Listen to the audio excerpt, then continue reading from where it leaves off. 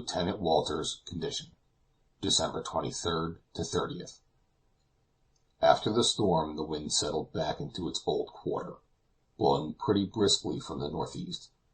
As the breeze was all in our favor, it was important to make the most of it, and after Dallas had carefully readjusted the mast, the sail was once more hoisted, and we were carried along at the rate of 2 to 2.5 knots an hour. A new rudder, formed of a spar and a good-sized plank, has been fitted in the place of the one we lost, but with the wind in its present quarter it is little requisition. The platform of the raft had been repaired, the disjointed planks had been closed by means of ropes and wedges, and that portion of the parapet that was washed away has been replaced, so that we are no longer wetted by the waves.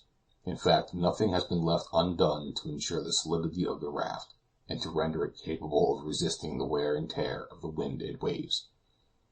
But the dangers of the wind and waves are not those which we have most to dread. Together with the unclouded sky came a return of the tropical heat, which during the preceding days had caused us such serious inconvenience. Fortunately, on the 23rd, the excessive warmth was somewhat tempered by the breeze, and as the tent was once again put up, we were able to find shelter under it by turns.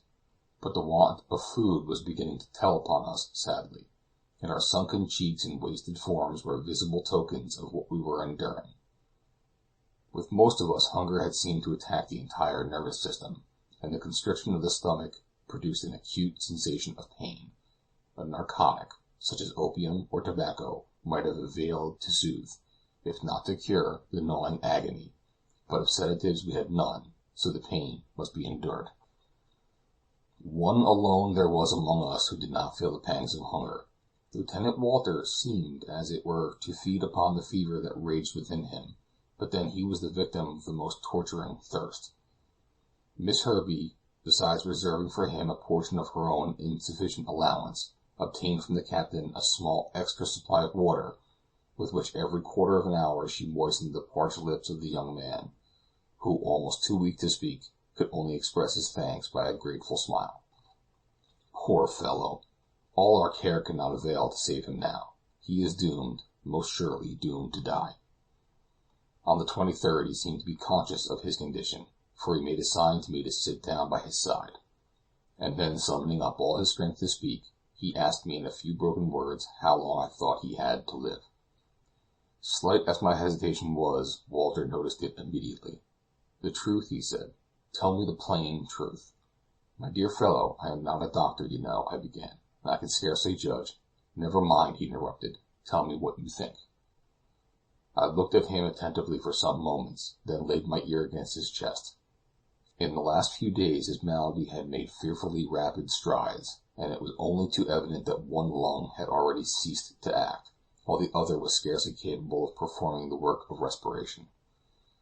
The young man was now suffering from the fever, which is the sure symptom of the approaching end in all tuberculosis complaints.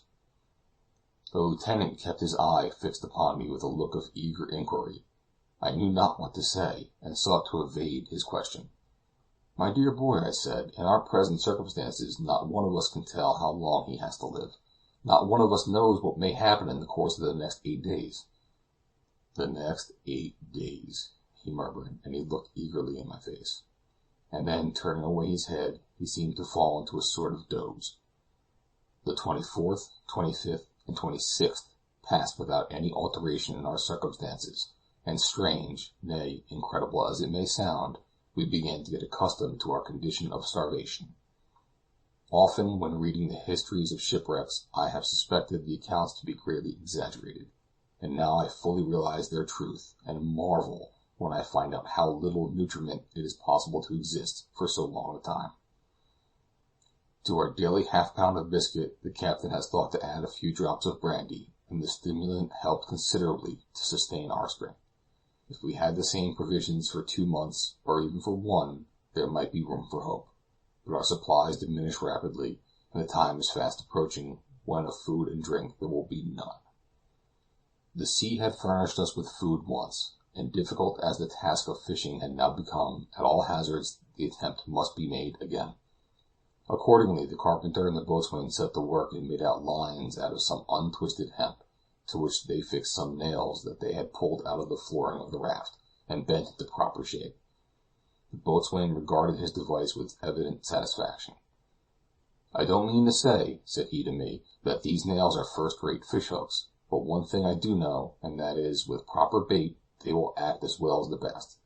But this biscuit is no good at all. Let me but just get a hold of one fish, and I shall know fast enough how to use it to catch more." And the true difficulty was how to catch the first fish.